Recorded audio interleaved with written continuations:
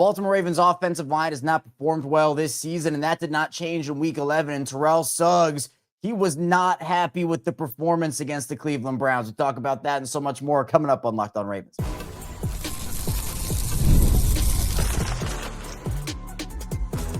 You are Locked On Ravens, your daily Baltimore Ravens podcast. Part of the Locked On Podcast Network, your team every day.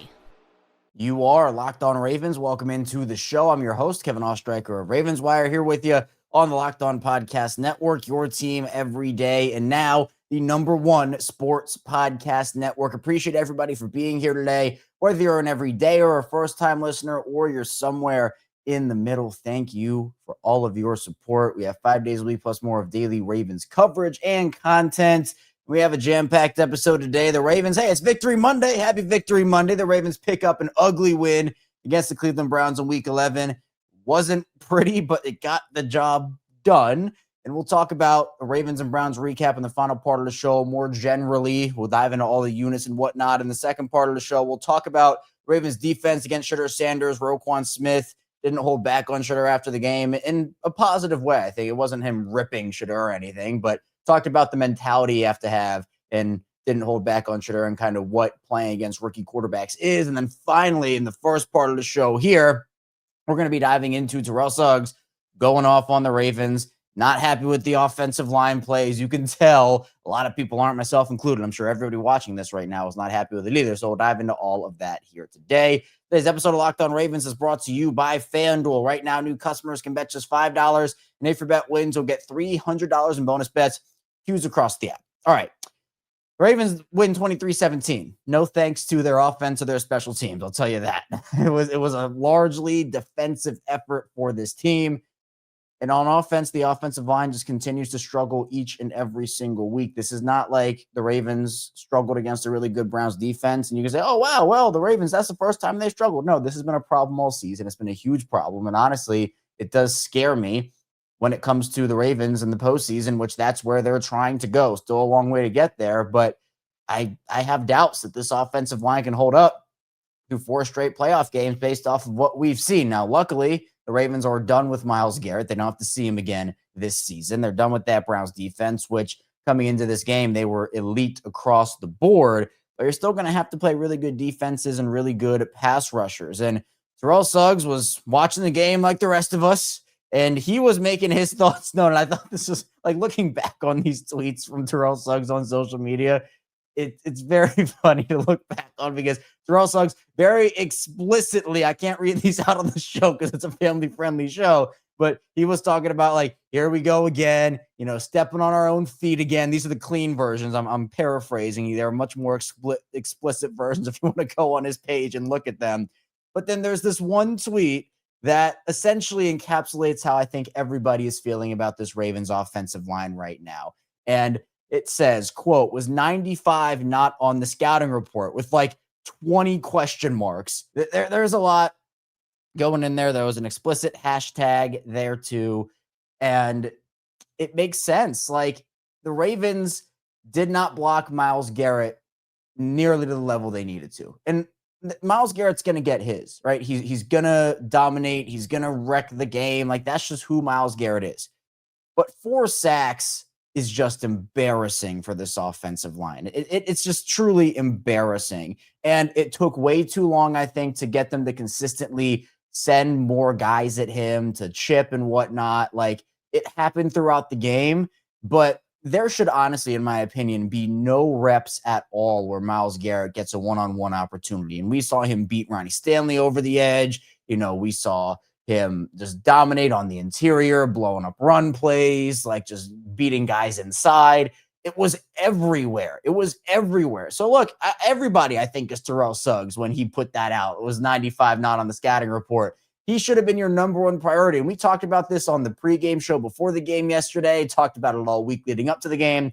Anybody but Myles Garrett. You live with anybody else on that defense but Myles Garrett beating you and making plays. And you send the house at Myles Garrett. Leave everybody else in a one-on-one situation and chip Garrett at the line. Send a double team. Don't let him get free runs. And it felt like more often than not, the Ravens failed at that consistently. And look, Daniel Falele is the face of this Ravens offensive line, the poor offensive line play right now. And look, if I'm not coming up here and saying Falele had a good game because he didn't, but this is not just solely a Falele problem. This entire offensive line is just really bad right now. Roger Rosengarten has regressed, and his regression, I mean, honestly, he and Falele were competing for the worst offensive lineman out there on Sunday. Rosengarten thrown back multiple times. I mean, that there was a play where he just got literally thrown on the ground. It's like a poster dunk in the NBA where you just want to wipe that highlight from eternity and from existence. That should be what Rosengarten feels on this Myles Garrett play. Just absolutely bullied, and he got pushed back so hard in the backfield on one play that Lamar interception, the second one, bounced off of his helmet. It's unbelievable. You know, Voorhees hasn't played well. Linderbaum, I think, is suffering from the play around him, and he's getting blown off the ball. You know, Stanley didn't look good in this game. And, like, again, the Browns, they have a unique player in Myles Garrett who, in my opinion, is probably going to win Defensive Player of the Year. He's on pace to break the sack record, or at least he should be. This guy's incredible. He's an unbelievable talent, and that's great. But you have to find ways to stop him, or at least slow him down and not let him make the impact that he did on this game. And it wasn't just Garrett. I mean, other guys were getting involved. Garrett had 4 sacks of the 5 for Cleveland, but, you know, Mike Hall got in there with a sack. You saw other guys step up and make plays. Carson Swessinger was really good for them, coming up, making tackle for losses. But it's just like Daniel Falele, he's on the ground, or he's getting pinballed back, or he's not blocking anybody, and Rosengarten's on the ground, and, you know, Voorhees is on the ground, like all these.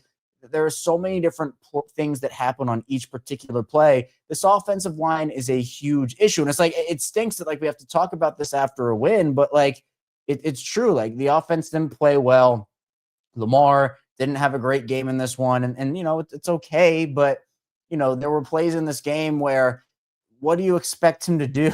Like, genuinely, what do the Ravens expect Lamar to do when he's getting pressured on almost every single play? And, you know, in the run game with Derrick Henry, like, what do you want him to do? And I thought early on the Ravens were opening up some holes on the O-line. Like, I want to give them credit as well where they played well. But the problem is it was only for like a drive or two. And then, all right, then the floodgates kind of opened. And, you know, you saw, like, on the Mark Andrews hurricane play, the fake tush push, you had Patrick Ricard have a nice block, Charlie Kohler have a nice block. Like, I'm not saying every single play was terrible for the offensive line.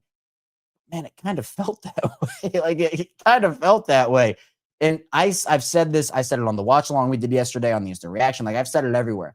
It is the Ravens' duty to put the best 5 offensive linemen that they can out there to protect their star quarterback, to protect Lamar Jackson.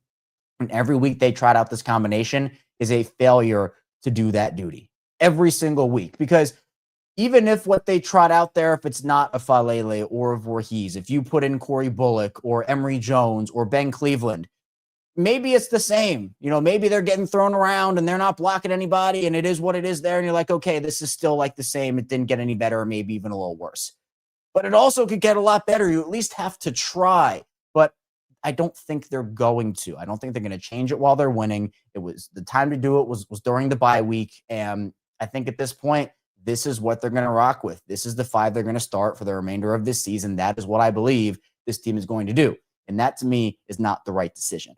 So there are so many things they have to fix. And again, like Lamar himself, he didn't look on point in this game yesterday. There were throws behind guys. You know, he threw low to some guys. The interceptions were not his fault, by the way. I want to put that out there. But, you know, I know there's been a lot of conversation about Lamar and, you know, how healthy he is right now. Lamar said he's feeling good. I mean, I'm going to trust him that he's feeling good. I mean, Lamar doesn't give anybody any reason to not believe what he's saying. So I'm going to say, hey, Lamar said he's feeling good. All right, he's feeling good. But again, we know that nobody's at 100% at this point in the football season. We know he had to deal with the knee injury on Wednesday and the hamstring stuff. Like, you know, he's probably a little banged up right now, but still good enough and feeling good enough to play in the games. But it's just something where, why are you putting out the 5 that you're putting out on the offensive side of the ball and the offensive line when you know your quarterback is probably a little banged up right now and he's getting hit and probably getting sacked by Myles Garrett? I'm sure it doesn't feel good. I'm sure these guys are professionals and everything, but I'm sure it doesn't feel good. So it just felt like the offensive line dictated a lot of how this game went offensively for Baltimore, because the Ravens couldn't really do a lot. And, you know, Lamar struggled at times.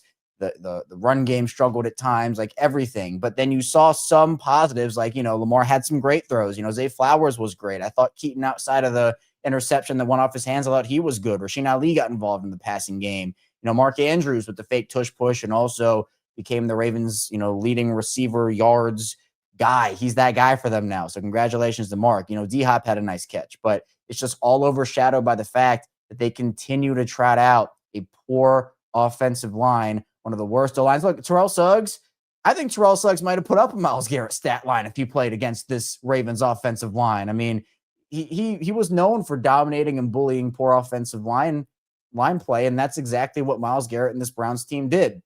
Again, they're not going to face a defense like the Browns, I think, for the remainder of the season. The Patriots have a good defense. Obviously, there are other pass rushers you're going to have to face, like Jermaine Johnson next week, and TJ Watt twice, et cetera. If Trey Hendricks, I don't know Trey Hendrickson's status right now, but if he's back, you're going to have to face him, et cetera.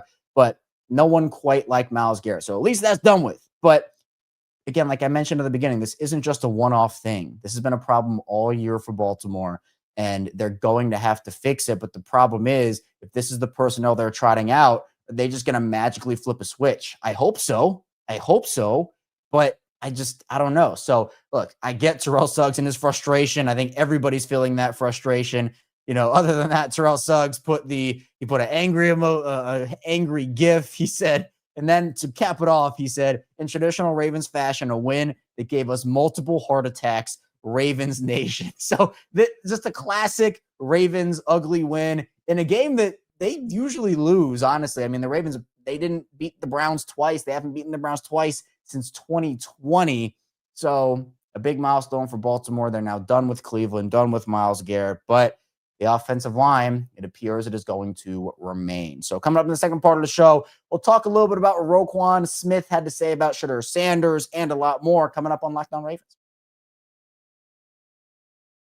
First, the show is brought to you by Mint Mobile. If you're still overpaying for wireless, it's time to say yes to saying no. In Mint Mobile, their favorite word is no. No contracts, no monthly bills, no overages, no hidden fees, no BS. I said yes to making the switch and getting premium wireless for just $15 a month. Mint makes it simple. All plans come with high-speed data and unlimited talk and text delivered on the nation's largest 5G network. You can even bring your own phone and keep your same number and contacts. I love that you're getting the same quality service you had before, but for a fraction of the price. The setup is super easy. You kept your number, and then you're running in minutes. Ready to say yes to saying no? Make the switch at mintmobile.com/LockedOnNFL. That's mintmobile.com/LockedOnNFL. Upfront payment of $45 required, equivalent to $15 a month. Limited time new customer offer for first 3 months only. Speeds may slow above 35 gigabytes on a limited plan. Taxes and fees extra. See Mint Mobile for details.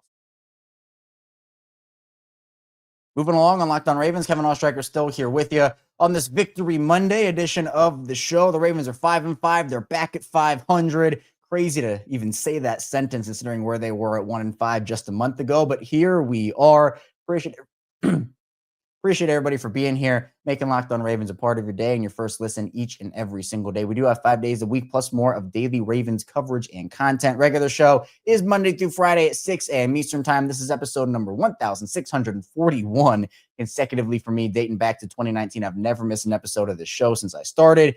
We also have bonus episodes on the weekends. We have instant reaction shows after games and after pieces of Ravens big news. We have Locked On Ravens watch-alongs during games. Of course, Locked On Ravens squad show, myself, Sam Njoku, and former Ravens receiver Kadri Ismail. So much Ravens content for you here. Let's dive into Shedeur Sanders a little bit, what Roquan Smith had to say about him. Dylan Gabriel started this game for Cleveland, but he left with a concussion. So Shedeur Sanders made his NFL debut, and NFL debut. I mean, he came in like halfway through the game, not really how he drew it up, I'm sure, for his NFL debut, but he did not play well. And it's okay to say he didn't play well. He went 4 of 16 in this game for 47 yards and an interception. It was a really tough spot for him to come in. He clearly wasn't ready for the moment. And look, if you have to come in cold, and there's been new information that's been shared specifically by Kevin Stefanski about how essentially Shedeur didn't get any, no reps with most of these first team guys, about essentially Jerry Jeudy and everything. It was his first time throwing to these guys, and only ran the scout team pretty much. that's pretty crazy, like, to be in that moment, and honestly, malpractice from Cleveland to not get him first team reps with these guys. Cause, he said, like, he's very meticulous and detailed, and he wants to know, like, what his receivers are good at, what they're not good at, what they like to do and whatnot. That's pretty crazy that they didn't end up giving him any reps to get acclimated with he's got these guys. So it's Stefanski confirmed that the second half of that game was Shedeur's first snaps with the starting offense since he was drafted.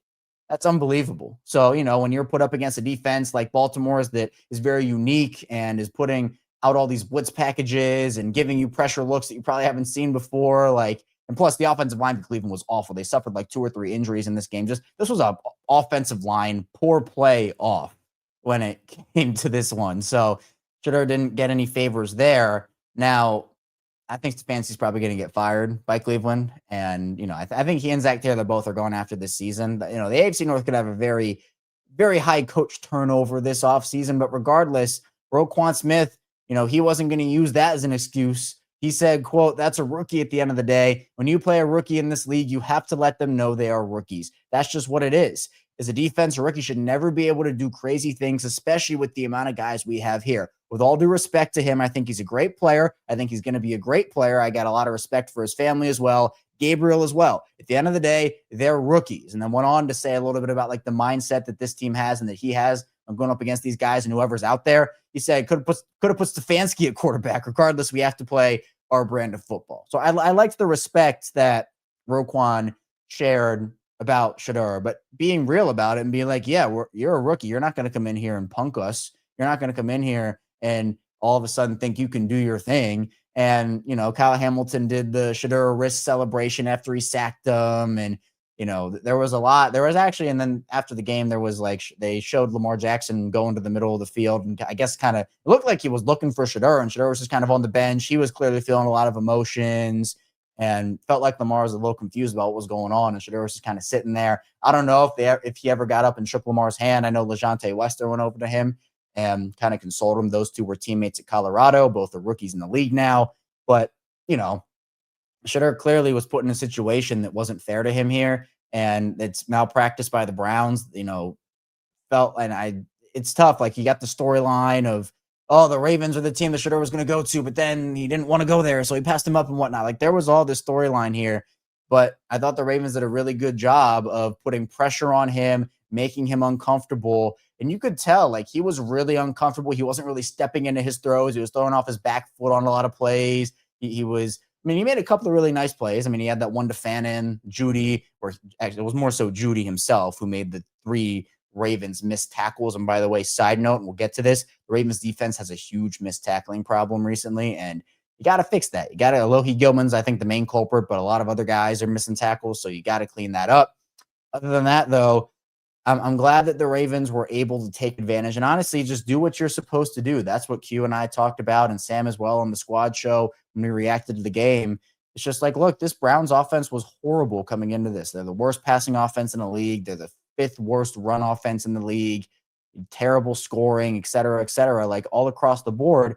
You're supposed to go in there and do that. And we all kind of knew, I felt like, even if you thought it in the back of your mind, this was going to be a sloppy game in some way, shape, or form with the way that these two defenses were playing. I just expected the Ravens to have more success offensively than what we saw. I had my final score, I think, at 29-19. It ended up being 23-17. I wasn't too far off, but I think that for the Ravens, this should continue to give them confidence. Draymond Jones was awesome in this game. Travis Jones. The Ravens were getting quick pressure. And the beautiful thing to me is that they were winning when only rushing 4 guys. And, they would show a lot of those pressure looks of, all right, we're sending all these guys to the line. How many of them are coming? Are we going to drop guys back? We're going to send them.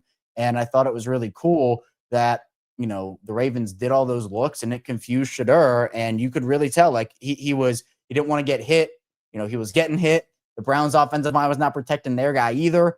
And, 4 of 16 is crazy because the Browns had a real opportunity with how bad the Ravens offense was struggling. If they had just scored one more touchdown, they probably would have honestly won the game. I don't even know if the Ravens would have had enough momentum. They got their momentum back over the course of the second half, where the Browns essentially, I mean, it's not essentially, it happened. The Browns didn't score a point. They were shut out in the second half by this Ravens defense. And the Ravens defense was honestly dealt a bad hand for the majority of this game. 7 points weren't even on them because of the pick six. It went off of Keaton Mitchell's hands, the short field on the return. But Cleveland in this game, 2 of 14 on third down, as well as 0 for 2 in the red zone. Baltimore stood up where it mattered, and they've been consistently getting better in those moments. And yeah, you know what? It does help when you're playing 2 rookie quarterbacks, guys that, for Shedeur, he didn't play in a game, but for Dillon Gabriel, who was struggling before this and sailed throws in this game as well, and Shedeur, who didn't even have any opportunities to show off what he could do, clearly not even with the ones.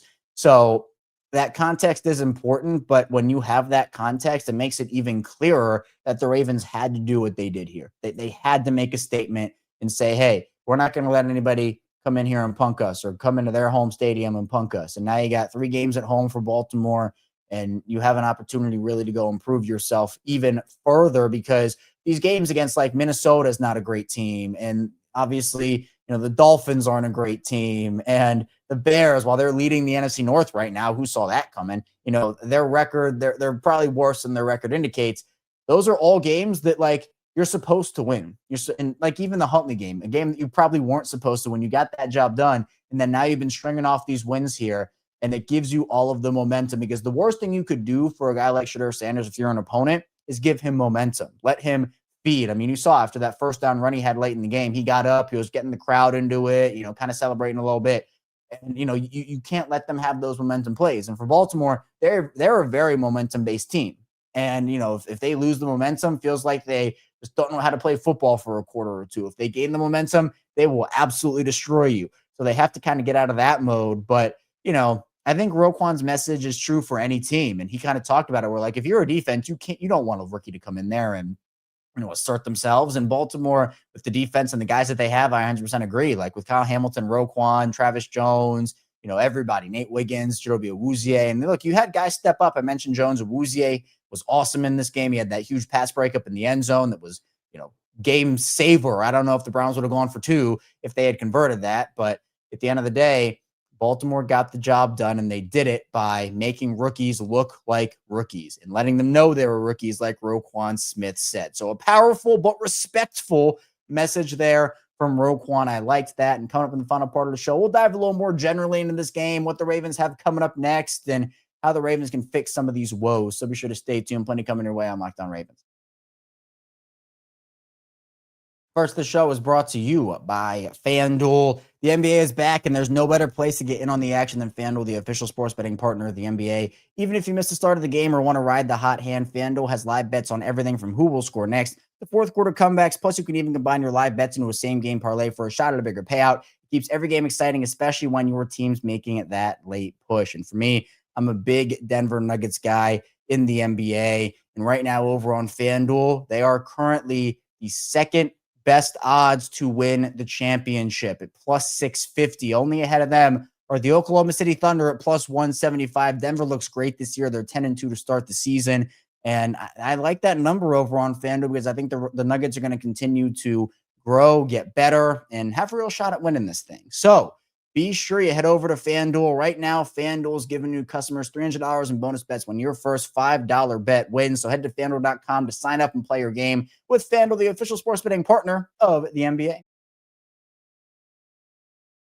Continuing on Locked On Ravens, Kevin Oestreicher still here with you, celebrating a victory Monday. It's an ugly win, but it's a win nonetheless. The Ravens, again, they're 5-5, back at 500. So appreciate everybody for being here again. It means a lot. It means the world to me that you're spending some time with me here today and making Locked On Ravens a part of your day, your first listen each and every single day. We have an amazing community over here on Locked On Ravens. Honestly, multiple communities. We have the video form community, the audio form community. We have the watch along community, the squad show community, instant reaction community.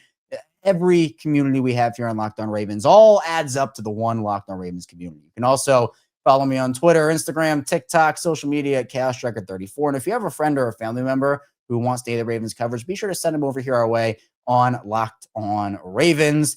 Let's talk about this game a little bit more from a general perspective. We've touched on it a little bit over the course of the show, and obviously we had all the reaction shows and watch-alongs where we talked about it, but just some other things to look at, and stats will probably come out over the next couple of days that we can dive into a little bit more.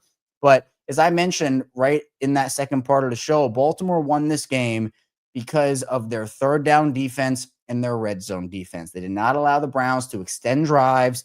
For the most part, it did get a little dicey earlier in the game when the Ravens did struggle to stop Quinshon Judkins with some of those big runs. But for the most part, they did not allow the Browns to extend drives, and they did not allow them to score touchdowns. And again, if they're not scoring touchdowns, then you're not going to beat a Lamar Jackson-led Ravens offense, even when they're struggling the way that they did on Sunday. Now, the Browns, they made a couple of mistakes. They actually went for it on that fourth down play early in the game because they knew that they had to beat Baltimore by scoring touchdowns, but there was a penalty, which ended up wiping out the play, an illegal formation play. So Cleveland had 5 penalties for 41 yards, Baltimore 4 for 26. But clearly this was about the sloppiness, and particularly on special teams, which we haven't talked a lot about yet here today. Special teams was atrocious in this game. Now, not the field goal kicking unit. Like the kicking itself was fine. Like Tyler Loop was great in this game. Nick Moore, friend of the show, snaps were great. Jordan Stout had one bad punt, but it was all right. Otherwise, it was the returning for them, the return team, where LeJontay Wester fumbles that ball. All you have to do is call for a fair catch and not touch the ball. If you don't think you have an 100% play on that ball, don't dive for it. That's a costly mistake. I'd rather have that ball roll and get down at the half-yard line, and give the ball back to Cleveland where they got that football. So that was a tough play. And you could tell on certain punts, LeJontay was a little nervous. At least that's what it felt like to me. So he needs to get his confidence back. Also, that play by Jake Hummel, where on a 4th and 4, he jumps off sides. You don't need to block that punt. You want to give your ball back to the offense in the best possible position. And I get wanting to do it. But again, if you're not sure and they're going to get you, you need to just lay off. And that was a turnover essentially because it gave the Browns a first down right before the half. Baltimore had an opportunity to maybe drive down the field and pick up points, but they didn't. So, that was really tough. The sloppiness with the interceptions. Obviously, we've talked about the offensive line play and Terrell Suggs and his opinions and notes on that. So, a win is a win, 1-0. And there were a lot of positives that you can take away from this game, but you need to fix the negatives, and you'd much rather do it after a win than after a loss. As I mentioned, these are games that Baltimore usually loses. Like there's some weird, wacky play at the end that, it does Baltimore in. Last year, it was Kyle Hamilton having the game-winning pick in his hands and just dropping it. Hamilton actually dropped another interception yesterday. But, at the end of the day, Baltimore, with both teams having 12 drives, the stats will tell you the Baltimore, especially offensively, dominated this game. They outgained Cleveland by almost 200 yards, over 2 yards per play. They had more rushing yards by almost 100. They were better in the red zone, averaged 2 yards per rush more. But I think it was timely big runs. Like Derrick Henry had the 59-yarder, right? Then Mark Andrews has the hurricane play. There were some weird play calls by Todd Monken. Again, for as good as the hurricane play was and the fake tush push for a touchdown that essentially won them the game there were also, the Ravens keep telegraphing these runs, and the red zone offense has to be better. It feels like whenever the Ravens get into the red zone, they're scoring 3 points, right? It just feels that way. Derrick Henry has that huge run, and all of a sudden, all right, well, you can't score from the 4-yard line. Oh, here you can't score from the 9-yard line. Here you can't score from the 6-yard. It's just ridiculous. When you have Lamar Jackson and Derrick Henry, you need to be able to punch those balls in more often than you do in the red zone. And I've said this, if you've been listening to me for years on Locked On Ravens, I've said this over and over and over again. They need to take the rollout deep into the red zone part of their playbook, those rollout plays. Honestly, the entire rollout playbook, I don't even care. That entire section of the playbook, burn it. Get rid of it. I don't want to see it again. It eliminates half the field. The Ravens barely know how to convert in those situations anyway. I do not want to see it anymore. I do not want to see it anymore. It's different when you're running the ball and, you can roll everybody out to one side that way and just kind of send blockers out there. But you roll guys out, and unless you're looking back to the other side of the field, if you run a guy out there just to be like, oh, hey, here's an option, you're eliminating half the field and you're eliminating your options. So that to me is bad. The offensive red zone woes are a huge, huge problem for me, and it needs to be fixed. Baltimore came into this game, and offensively, at least in the red zone, it wasn't necessarily great. I mean, they're 27th. They're terrible in the red zone. It's terrible. And that's only before the game. They went 25%. So that number is going to drop even further. So they're a terrible red zone offense that needs to change, because they convert on like one or two more of those red zone opportunities. They're going out there and, winning probably comfortably, but instead you're slopping the game up yourself. And this was the perfect blueprint for Cleveland to win. Like, this is how they needed to win. Slop the game up, make it ugly, and just hope the Ravens have those self-inflicted mistakes. And they had them right where they wanted them. But, if the Browns even had a top 25 quarterback, they win this game. They win this game. So shout out to the defense. Offense and special teams needs to buy them like Rolexes or a steak dinner or something because of how they carried. But, the defense was so bad early in the season. The offense was carrying the defense. Now, didn't necessarily result in a lot of wins, but even still, like, the offense was putting up 40 plus, like 30 plus.